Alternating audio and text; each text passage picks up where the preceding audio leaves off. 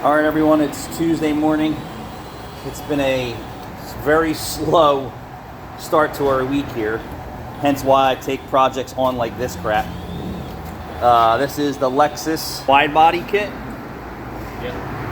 And boy, did it take a lot of finesse to make this look good for a kit that really looked bad.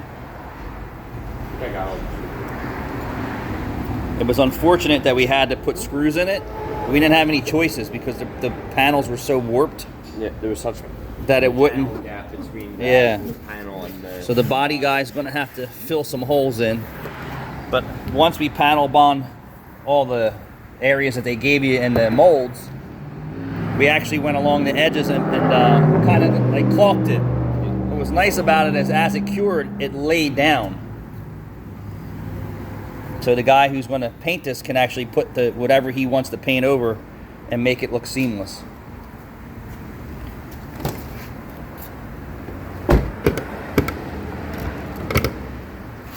There was definitely some fitment issues with this, but we came up with a conclusion like, all right, we're going to make it fit well here and then give up your reveal in here, and you can see how this section here is really close to the gas tank, but if you would have slid it back, you would have had a huge gap in here and then another huge gap in there. And then we decided to keep this body line good. Yeah. And then sacrifice down here. No brackets, no hardware, no holes, no screws, no bonding material, nothing.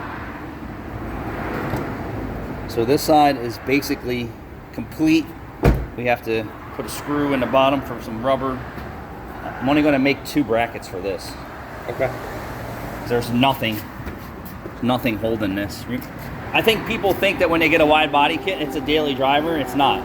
That's for a show car. I mean, depends on the kit you're getting. Well, that's I good too. wouldn't ever recommend a fiberglass kit for a. And then you can see how bad of a gap was in there, and there's just nothing I could do about it.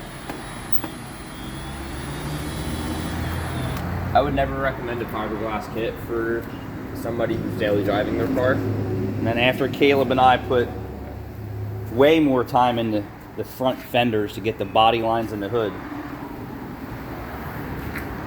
I think it'll look really decent when it's finished. Yeah, this fender was a pain. This one, I mean, we had to cheat here and there to achieve a good reveal, but we got it. And we got this body line to actually sit in a decent spot. We had to pack this with foam to push this out because the panel was warped. But that's the best that we could do. So next is the rocker, and then we'll get this thing wrapped up, and we'll get it back to the guy who's sending it out for paint, and there's every bit of 10 hours in this car already. Yeah, I mean, 2 people working on it. 3 people at some point in time. So him by himself for most of it, then me helping, then Jude helping, so at least 10 hours with 3 people here and there. It's every bit of a 15-hour fitment for this quality of products. All right, we'll show you the finished product.